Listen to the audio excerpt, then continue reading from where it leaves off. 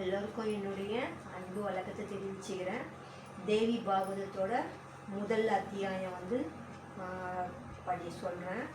சர்வ மங்கள மாங்கல்யே சவே சர்வார்த்த சாதகே சரண்யே ஸ்ரீ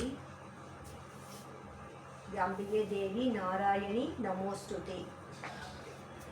அஷ்டாதச புராணங்கள் தேவி பாகவதத்தில் நமக்கு அருளி கொடுத்தது திராவிட வியாசர் தான் நமக்கு கொடுத்தாரு. வியாசர் அப்படின்னு அவரை பற்றி சொல்லும்போது நம்ம என்ன தெரிஞ்சுக்கிறோன்னா, ஒரு பிறப்பு வரும்போதும் ஒவ்வொரு வியாசர் பிறக்கிறாங்க. அதில் நமக்கு இந்த தேவி பாகவதம் கொடுத்தது திராவிட வியாசர் அப்படின்றவர் கொடுத்தாரு. அஷ்டாதச புராணங்கள்னு சொல்லுவாங்க. நைமிச வனம், சௌனகர் முதலான முனிவர்கள் கூடியிருந்தனர். அவர்களுக்கு மத்தியில் சூத மகரிஷி அமர்ந்திருந்தார். சகல பிராணங்களையும் கற்று உணர்ந்து உலகெங்கும் பரப்பி வந்த அவருடைய தேஜஸ் மிகுந்த முகமண்டலத்தை காணும் போதே முனிவர்கள் அவருடைய திருவாக்கின் மூலம் அப்புராணங்களை தாங்களும் கேட்டு ஆனந்திக்க வேண்டும் என்று ஆவல் கொள்வர். இப்போ நம்மளும் ஸ்கூல்லலாம் படிக்கும்போது சில டீச்சர்ஸ் கிளாஸ் எடுத்தாங்கன்னா அவங்க அடுத்த கிளாஸ் எப்போ வரும் அவங்க எடுக்கும்போதே அப்படியே நல்லாயிருக்கும். திருப்பி போய் புக் எடுத்துகிட்டு படிக்க வேணாம், அந்த அளவுக்கு மனசில் பதிகிற மாதிரி நமக்கு எல்லாம் சொல்லி கொடுப்பாங்க. அந்த மாதிரி நமக்கு இந்த நைமிசவனம் அப்படின்ற இது சூத மகரிஷி அமர்ந்திருந்தார் இல்லையா, அவர் தான் இப்போ நமக்கு இந்த கதையை சொல்ல போகிறாரு.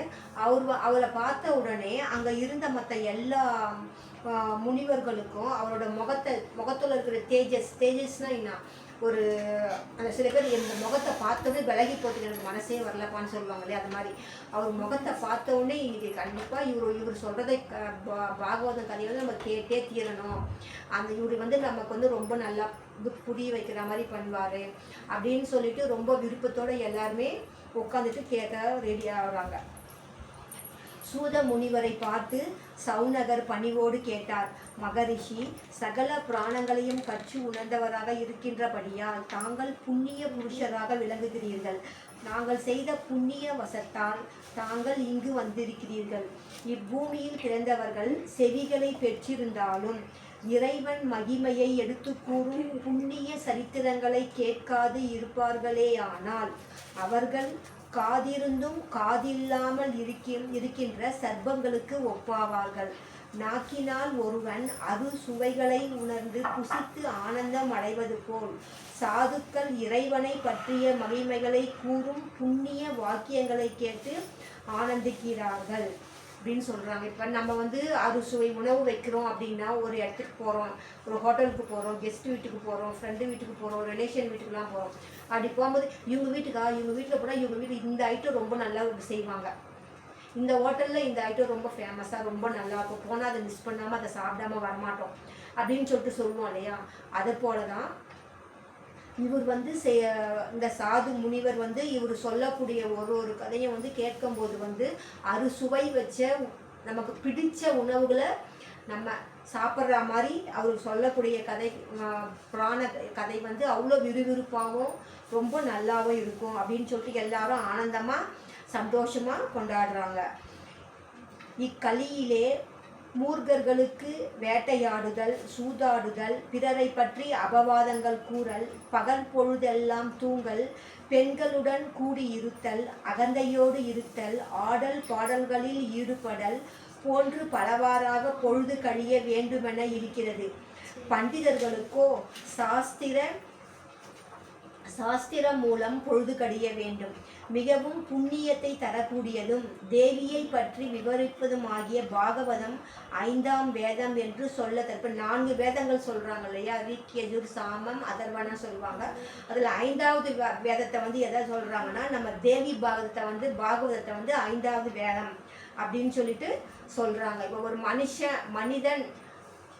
மனிதன் வேற, மக்கள் வேற. இப்போ மனிதன் அப்படின்னா கொஞ்சம் எல்லாத்தையும் புரிதலோட ஏற்றுக்கிறவன், புரிஞ்சுட்டு இது வேணும்னா வேணும், இது நல்லது, இது கெட்டது பாகுபாடு பிரித்து அதில் பண்ணிட்டு வந்துடுவான். மக்கள் அப்படின்னும் போது எதுக்கு சரி சரி, தப்பு அந்த மாதிரி இருக்கிறவங்க தான் மக்கள். அந்த மக்களை மனிதனாக மாற்றுறதுக்கு இந்த வேத இதிகாசங்கள் ரொம்பவும் உறுதுணையாக இருக்குது.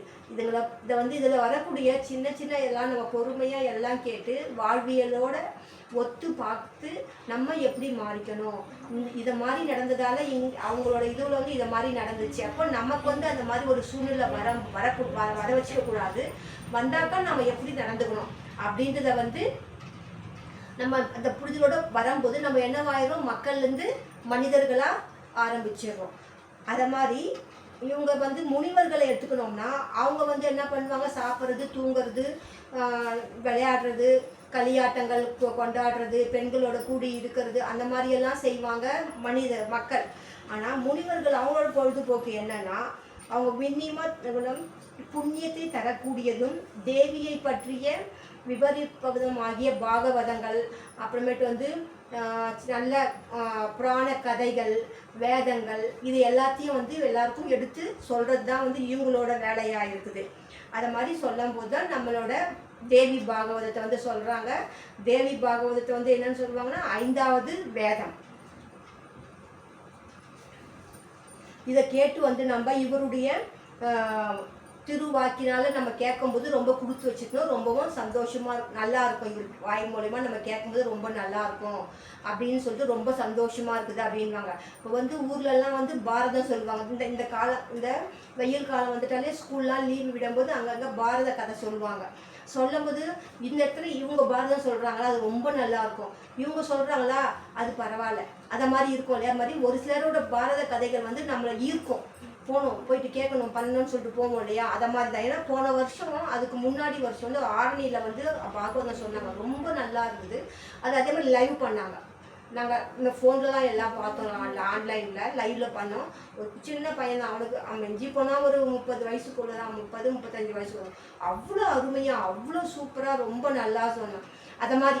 அதை மாதிரி நம்ம தேவி பாகவதத்தை வந்து நம்மளுடைய குரு வந்து அவ்வளோ அழகாக சொல்லுவார். ஏன்னா அவங்க கேட்டு கேட்டு பழகிருக்கிறாங்க. அவர் கதைகள், அவர் சொல்கிற கதைகள்லாம் வந்து அவங்க கேட்டு கேட்டு பழகிறதால இவர் சொல்கிறது ரொம்ப நல்லாயிருக்கும் அப்படின்னு சொல்லிட்டு ரொம்ப சந்தோஷமாக எல்லாம் விருப்பத்தோடு உக்காந்துருக்காங்க.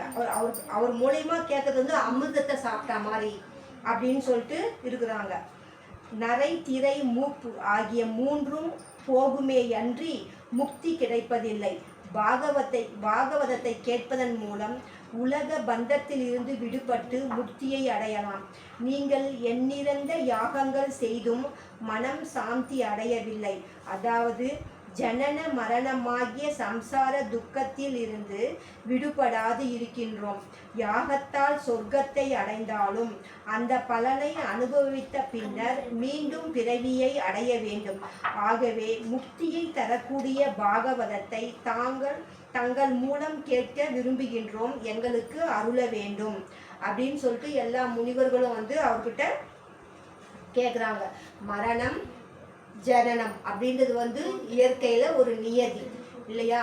இன்னைக்கு பிறக்கிறோம், ஒரு நாள் மரணிப்போம் அப்படின்றது என்னைக்கோ எழுதி வச்சது தான். ஆனால் நம்ம வந்து பிறக்கிறோம், மரணிக்கிறோம். இடைப்பட்ட காலங்களை நம்ம என்ன செய்கிறோம். இப்போ நம்ம குரு வந்து அவர் சொல்ல போகிற அந்த பாகவதத்தை வந்து கேட்கறதுக்காக அவ்வளோ பேர் அவ்வளோ ஆவலோடு இருக்கிறாங்க. அதுவும் அவர் சொல்கிறது எப்படி இருக்குமா, அமிர்தத்தை சாப்பிட்டா மாதிரி ஒரு சுவையாக இருக்கும் அப்படின்னு சொல்லிட்டு சொல்கிறாங்க இல்லையா. அப்படி இருக்கும்போது நம்ம இந்த வாழ்நாள் நம்ம வாழறோம் இல்லையா, அந்த பிறந்ததுக்கும் இறப்புக்கும் நடுவில் இருக்கக்கூடிய வாழ்நாள் காலங்களில் அவர் அளவுக்கு அந்த கதைகளை கேட்டுட்டு நம்ம குரு அளவுக்கு நம்ம இல்லைனாலும் ஓரளவுக்காவது நம்ம ஏதாவது செய்யணும். ஏதாவது ஒரு புரிதலோட நமக்கு தெரிஞ்சதை அவங்க அளவுக்கு நம்மளால சொல்ல முடியலனாலும், அந்த அளவுக்கு கற்றுது இது பண்ணனாலும் நமக்கு தெரிஞ்சதை நம்ம ஏதாவது அதை அவங்க சொன்னதை வச்சுட்டு நம்ம ஏதாவது நம்ம வாழ்வியலில் செஞ்சோம், சாதிச்சோம் அப்படின்னு சொல்லிட்டு நம்ம பண்ணணும். அங்கு கூடியிருக்கும் மகரிஷிகளின் சார்பில் சௌனகர் கூறிய வார்த்தைகள், புண்ணிய புருஷர்களே, மகான்களாகிய நீங்கள் தேவியின் மகிமையை எடுத்து கூற எனக்கு ஒரு சந்தர்ப்பம் அளித்ததால் நான் பேரின்பம் அடைகிறேன். நான் சொல்கிறது அங்கே கூடியிருக்கிற முனிவர்களாக இருக்காங்களே, அதில் சௌனகர் அப்படின்னு என்ன பண்ணுறாரு, சௌனகர் சொன்னதை கேட்டுட்டு சூத முனிவர் என்ன பண்ணுறாரா, ரொம்ப சந்தோஷமாக படுறாரு. ஏன்னா இவங்க அவரை பற்றி இவ்வளோ சொல்கிறாங்க இல்லையா, ஆனந்தமாக காத்துன்னு இருக்கிறோன்னு சொன்னோடனே அவருக்கு வந்து ரொம்பவும் சந்தோஷமாக ஆயிடுது. ஆனால் இருமாப்பு கிடையாது, சந்தோஷம் வருது. ஆனால் இருமாப்புனா என்னது வந்து ஒரு திமிர்தனம் அந்த மாதிரி ஆகிடும்.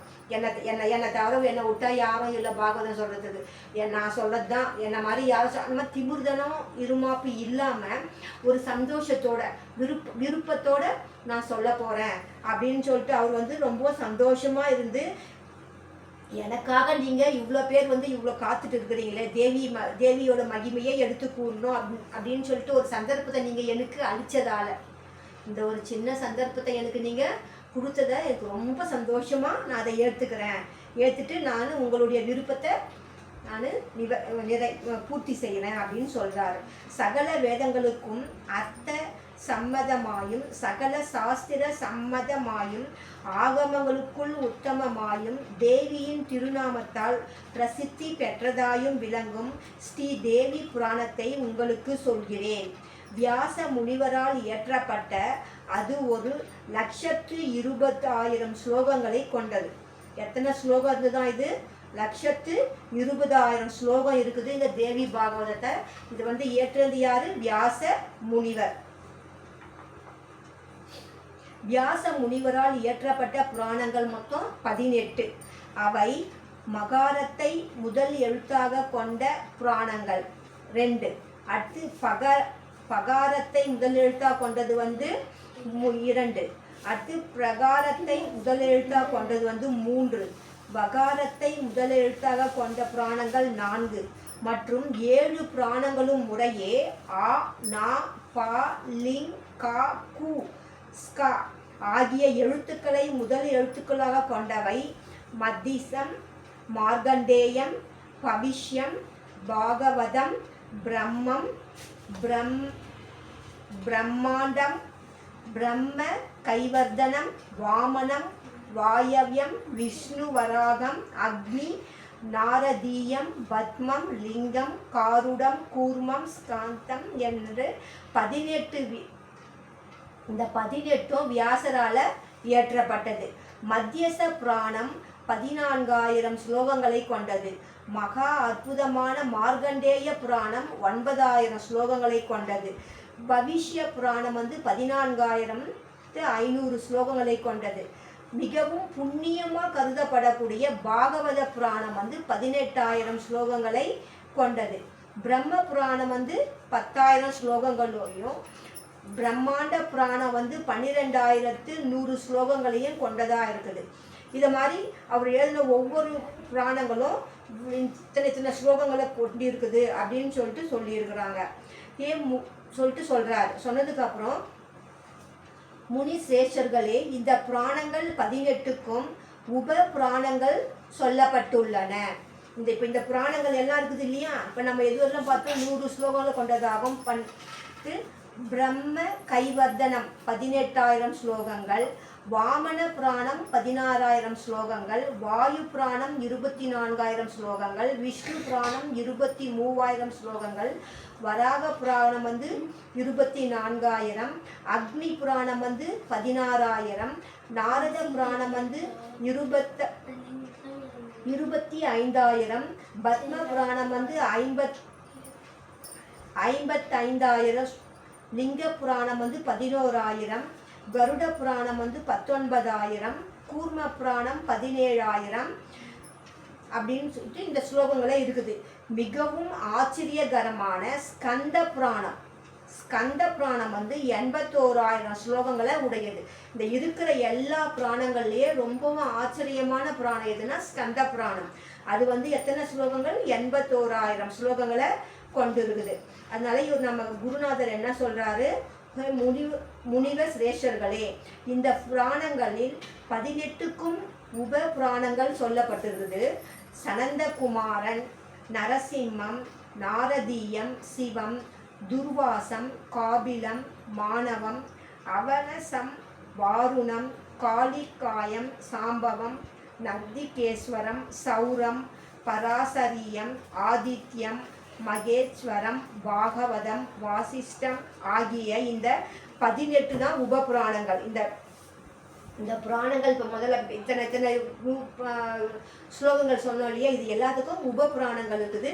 இந்த உப புராணங்கள் வந்து இது எல்லாமே அதுக்கான தான் இது. அடுத்து சத்தியவதி புத்திரரான கிருஷ்ணத்வைபர் 21வது துவாபர யுகத்தில் வியாசராக தோன்றினார். துவாபர யுகத்தில் வந்து யாரு வியாசரா தோன்றது? கிருஷ்ணத் வைபாயனார் அப்படின்றவர் 28வது துவாபர யுகத்தில் வியாசரா தோன்றினார். அஷ்டாதச புராணங்களையும் இயற்றி அவற்றுக்கு பிரம்மணமாக பாரதம் எனப்படும் இதிகாசத்தையும் செய்தருளினார். கலியுகத்தில் அந்தணர்கள் அற்ப ஆயுளை உடையவர்களாகவும் அற்பமான அறிவை உடையவர்களாகவும் இருப்பதாலும் ஸ்திரீ நான்காம் வருணத்தினர் தங்கள் குல ஆசாரத்தை கைவிட்டவர்கள் ஆகியோர் வேதத்தை கேட்கலாகாது என்பதாலும் சகல உயிர்களுடைய நன்மையை கருதி வியாசர் இப்புராணங்களை இயற்றினார். ஒவ்வொரு மண் வந்தரத்திலும் துவாபர யுகங்கள் தோன்றும் வியாச பகவான் அவதரித்து வேதங்களை ஒழுங்குபடுத்தி புராணங்களையும் இயற்றி வருகின்றனர். இவ்வாறு சூத முனிவர் சொல்லிட்டு எல்லாம் வரும்போது, பூஜிக்க தகுந்த புண்ணிய புருஷரே, இதற்கு முன்பு அவதரித்த 27 வியாசர்கள் யாருன்னு கேட்குறாங்க. இப்போ இந்த தேவி பாகவத எழுதின வியாசர் இருக்கிறார் இல்லையா, அவருக்கு முன்னால அவதரித்த 27 வியாசர்கள் யார் யாரு அப்படின்ட்டு அவங்க கேட்குறாங்க. அதுக்கு தவத்தாலும் யாகங்களாலும் சிறந்து விளங்கும் முனிவர்களே கேளுங்கள். முதல் துவாபர யுகத்துல வந்து பிரம்மன் வியாசராக வேதங்களை வகுத்தார். முதல்ல வந்து துவாபர யுகத்துல வந்து யார் வந்தது வியாசரா? பிரம்மன் வந்து வியாசரா வேதங்களை வகுத்தார். இரண்டாவது வந்து துவாபர யுகத்துல பிரஜாபதி என்பவர் வியாசரா வந்தார். இரண்டாவது வந்து யாரு? துவாபர யுகத்துல பிரஜாபதி என்பவர் வியாசரா வராரு. அதன் பின் ஒவ்வொரு துவாபர யுகத்திலும் ஒருவர் வியாசராக தோன்றி வேதங்களை ஒழுங்கு செய்து புராணங்களை இயற்றி வருகின்றனர். உசனர்னா சுக்ராச்சாரியா, பிரகஸ்பதி, சூரியன், யமன், இந்திரன், வசிஷ்டர், சாரஸ்வதர், திரிதாமர், திரிவிருஷர், பரத்வஜர், அந்தரசிரர், தருமர், திரையாருணி, தனஞ்சயர், மேதாதி, ரதி, அத்ரி, கௌதமர், உத்தமர், ஹரியாத்மர், பேனர் எனப்படும் வஜாஸ்ரவர், அமுஷ்டியாயனர் எனப்படும் சோமர், திரணபித்து, பார்க்கவர், சக்தி எனப்படும் ஜாதுகர்ணர், கிருஷ்ணத் வைபாயனர் ஆகியோர் 3ஆம் துவாபர யுகம் முதல் 28வது துவாபர யுகம் வரை வியாசராக இருந்திருக்கிறார்கள். 3ஆம் துவாபரத்திலிருந்து 28ஆம் துவாபர யுகம் இவங்கெல்லாம் வந்து வியாசரா இருந்திருக்காங்க. எனப்படும் சொல்லும்போது இப்போ நம்ம சொல்கிறோம் இல்லையா, வீட்டில் எல்லாருக்கும் வந்து ரெண்டு பேர் வைப்பாங்க இல்லையா. இப்போ வந்து ஒருத்தர் பேர் சொன்னால் லக்ஷ்மி என்கின்ற மாலினிக்கு அப்படின்னு சொல்கிறோம் இல்லையா, அது போல தான் மாதிரி இவங்க எல்லாருமா வியாசரா இருந்திருக்காங்க.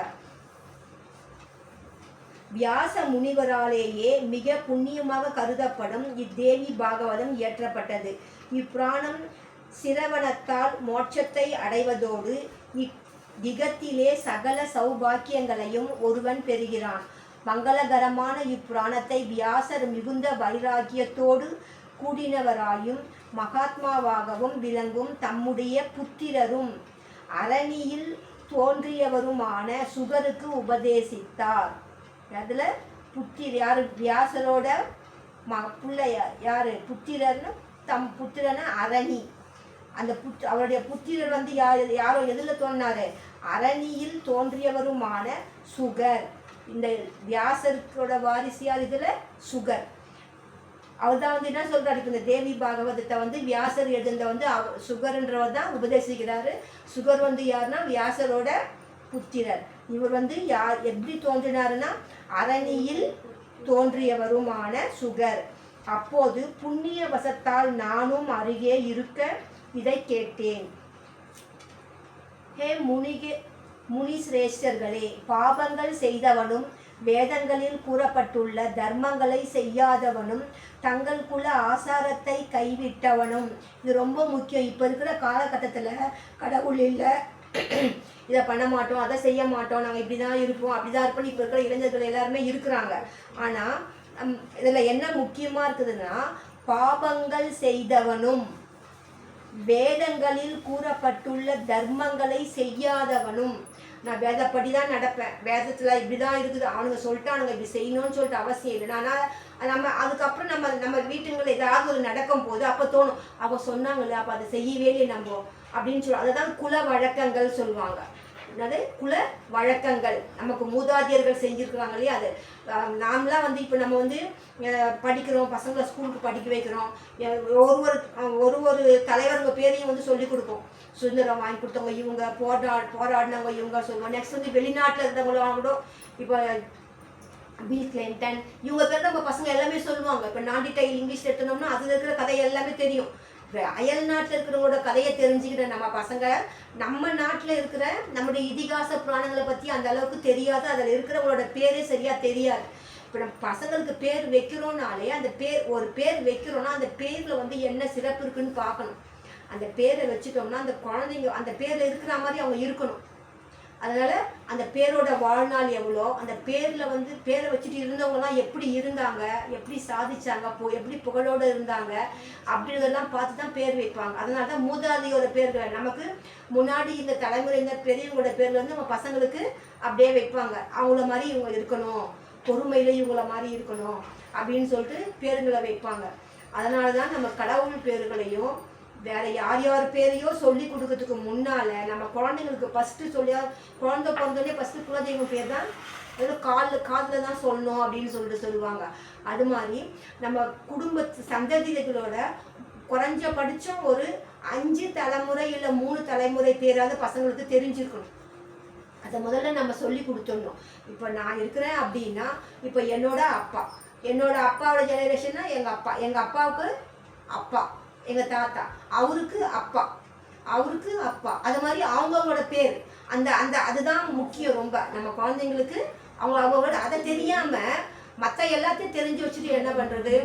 அதே மாதிரி பாட்டி எடுத்துனோம்னா பாட்டி, அவங்களுக்கு அம்மா, அவங்களுக்கு பாட்டி, அவங்களுக்கு பாட்டி, அது மாதிரி ஒரு குறைஞ்சபட்சம் ஒரு 5 தெரிஞ்சுக்கணும். அப்படி இல்லை அப்படின்ற பட்சம் 3ஆவது தெரிஞ்சுக்கணும். நம்ம 3 தெரிஞ்சுக்கணும்னா நமக்கு அடுத்த ஜெனரேஷனுக்கு நம்ம என்ன பண்ணலாம், அதையே சொல்லி கொடுக்க ஆரம்பிக்கலாம். நைட்டில் தூங்கும்போது எழுந்துக்கும் போது எப்படி கடவுளே அப்படின்னு சொல்லி கடவுளுக்கு நன்றி சொல்லிட்டு இயற்கைக்கு நன்றி சொல்லிட்டு எழுந்துக்கிறோமோ, அதே போல் நம்ம மூதாதையர்களுக்கும் நன்றி சொல்லி இவங்க பேரெல்லாம் சொல்லி நம்ம மனசளவில் அவங்க பார்த்துருக்க மாட்டோம். ஆனால் அந்த பேருங்களை சொல்லி நம்ம மனசளவில் எங்களுக்கு வந்து என்றைக்கும் பகுத்துணையாக இருந்து நல்ல வழியில் காமிச்சிட்டு எங்களுக்கு இது பண்ணணும் அப்படின்னு சொல்லிட்டு அவங்கள நம்ம கூட்டிகிட்டு பண்ணணும், வேண்டிக்கணும். அதுதான் வந்து ஆசாரத்தையும் தர்மங்களை செய்யாதவனும் தங்கள் குல ஆசாரத்தை கைவிட்டவனும். எங்கள் குடும்ப பழக்கம் இதுதான், நாங்கள் இப்படி தான் செய்வோம் அப்படின்னு சொல்கிறாங்க இல்லையா, அந்த பழக்கத்தை கை விட்டுருவாங்க சில பேர். சில குடும்பங்களில் எங்களால் முடியலப்பா, அப்போ செஞ்சாங்க அவங்க அத்தனை பேர் தான் எனக்கு வசதி இப்போ பத்தலை, அதனால் என்னால் இப்போ செய்ய முடியாது அப்படின்னு விட்டுடுறாங்க இல்லையா, அதுதான் பெரிய தப்பு. தங்கள் குல ஆசாரத்தை கைவிட்டவனும், அந்த குடும்ப பழக்கத்தை ஆசாரத்தை வந்து என்ன பண்ணக்கூடாது, கைவிடக்கூடாது. அதை வந்து தெரிஞ்சுக்கணும். இப்போ நமக்கே தெரியல, எங்கள் குடும்பத்தில் பழக்க வழக்கம் என்னன்னு தெரியலையேனாலும் நம்ம முன்னால் இருந்து எல்லாம் கேட்டு பார்த்து தெரிஞ்சுக்கணும். அதை நம்ம என்ன பண்ணலாம், திருப்பி செய்ய ஆரம்பிக்கலாம், விட்டதை செய்ய ஆரம்பிக்கலாம். மூடனும் எவ்வித பிரயத்தனமும் இன்றி தற்செயலாக இந்த புண்ணியமான புராணத்தை கேட்டாலும் சகல துக்கங்களிலிருந்தும் விடுபட்டவனாய் சுகபோக வாழ்வை பெறுவதோடு மறுமையில் பரதேவதையின் பாதார விந்தங்களை சேருவார்கள். ஆகவே மிக அற்புதமான இந்த புராணத்தை நீங்களும் கேளுங்கள் அப்படின்னு சொல்லிட்டு சூதர் சொல்கிறாரு.